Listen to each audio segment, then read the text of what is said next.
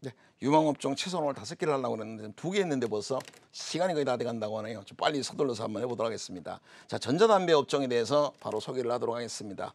이번 이번 주말장이었었죠. 미국 줄이라는 전자담배, 거의 미국 전자담배 시장의 거의 한 70%를 차지하고 있는 이 줄을 이번에 필립 모리스가 무려 42조 밸류에 인수를 했습니다. 대단한 거죠. 인수했다기보다는 뭐 14조를 투자해서 지분 35%를 흡수를 했습니다. 그 정도로 이 전자담배 시장 크게 보고 있는 것이고요. 이번 전자담배 비중이 지금 10%지만 앞으로 2022년도에는 33%까지 가리라고 글로벌 시장 조사기관 유로모니터가 조사를 했어요. 그러면 지금 10%인데 33%, 사실 그렇습니다. 제 주위를 보더라도 과거에 이 일반 담배를 피시는 분들이 전부 관련형 전자담배로 다 바꿨어요.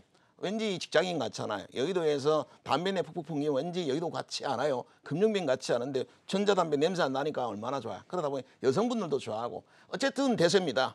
그러면 가면 가서 2020년도니까 저는 2020년을 말씀을 드렸죠. 그러면 그때 되면 아마 전자담배 시장이 한번 15% 20% 얘기가 나오겠죠. 2022년도에 33%를 예상을 하고 있고 어찌 보면 이보다 더 빨리 갈 수도 있습니다.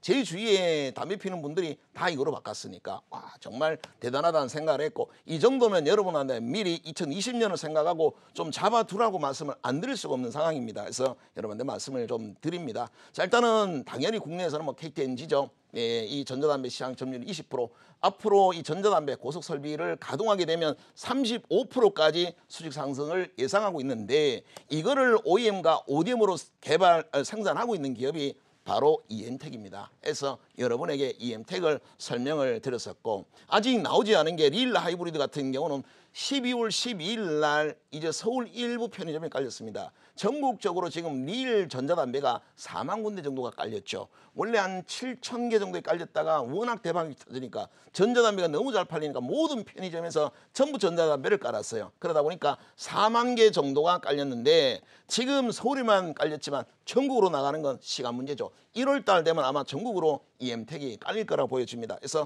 여러분이 제일 주목해야 되는 것은 일단 EM택이 될 것 같고요.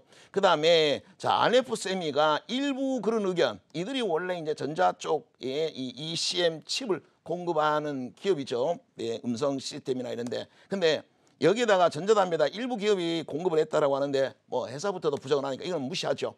테만으로는 들어갔지만 그러나 동양물산은 해야 되겠죠. 원래 한국필립모립스나 KTNG 이런 쪽에다가 일반 담배 필터를 공급합니다. 지난 연도 같은 경우는 한 700억 정도 매출을 올렸는데 이제 관련형 전자담배도 이 필터를 공급한다고 합니다. 이건 뭐 저도 직접 주담하고까지 통화를 했으니 관련형 전자담배도 들어간다고 했고 지금 국내 시장을 장악하고 있는 건 뭡니까? 아이코스입니다. 아이코스의 모기업이 바로 이 필립 모리스죠. 이번에 주를 잡았는 그 회사가 될 것 같습니다. 그래서 여러분들은 이 전자담배는 무조건 커지는 시장이고 주목해 볼 거는 일단 EM택과 동양물산. 난 이 물량이 많이 있어서 나는 좀 안전한 거 하고 싶어 하면 KT 앉으면 되는데 뭐 시가총액 10조 이상 넘는 15조짜리를 제가 여러분한테 하라고 말씀은 못 드리겠고요.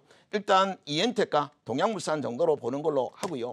자, 그다음에 인구 고령화에 따른 유망 바이오 업종들은 꼭 해야 되죠. 저 하면 또 제약 바이오 업종 아니겠습니까? 자, 치매 관련한 종목군들 정부가 2026년까지 치매 연구에만 1조를 투자한다고 합니다. 이거는 일단 1월 랠리에 1월에 보통 정책이 치매 관련한 노인성 질환에 대한 게 공약이 제일 많이 나오죠. 그러면 치매 쪽으로 이상하고 있는 게 뭐냐면 이 SK케미칼은 거의 3상이고 바이오랜드는 2회 이상을 하고 있죠. 일동제약과 대하제약도 천연물을 이용해서 2상을 하고 있습니다. 한인제약은 과거 2008년도인가 3상까지 한번 완료한 게 있고 천연물을 이용해서 지금 전임상을 동물실험까지는 하고 있는 상황입니다. 여러분 입장에서는 주목해야 되는 건 SK바이오랜드와 일동제약, 대하제약 정도는 여러분들이 당장 다음 주부터 1월 랠리를 노리고 배팩이 3일 전에 아마 잡아놔야 될 필요가 있겠고요. 수액제 관련해서는 제가 여기 어르신 종목이라 말씀을 드렸는데 요즘 어르신들이 병원 일수가 상당히 깁니다. 뭐 저희 부친도 사실 지금 병원에 계속 있는 장기 거의 뭐 몇 년째 좀 병원에 계시는데 항상 수시로 수액제를 맞죠. 수액제 시장은 굉장히 큰데 실제 수액제를 만드는 기업은 몇 개 되지가 않습니다. 그래서 이번에 CJ 헬스케어 같은 경우가 2위였고 최고 1등 업체는 JW 신약이 잘못됐네 생명인데 자, JW 생명과학이 만드는 수액제를 JW 중의제약이 팔죠. 국내 1위 업체입니다.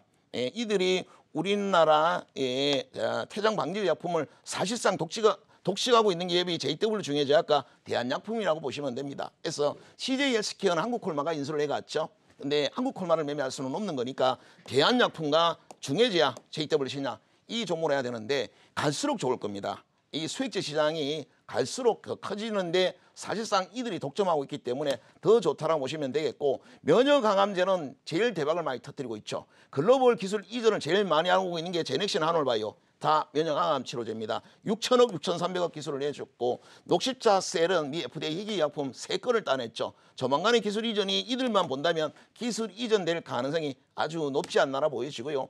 자, 이 박항서 매직 베트남 수입 업종은 여러분들이 주목해야 되는 거는 동아기업과 희림 정도만 보시죠. 어쨌든 박항서 매직뿐만 아니라 베트남은 커나가는 기업입니다. 자, 보시면 드디어 이제 흑자로 나라가 바뀌었고 실업률은 2%밖에 안 됩니다. 사실상 완전 고용의 기업이고 평균 연령이 30세밖에 안 됩니다. 우리는 40세나 되잖아요. 그래서 동아기업 희림 정도는 꼭 준비를 해 두시라는 말씀을 드리겠습니다.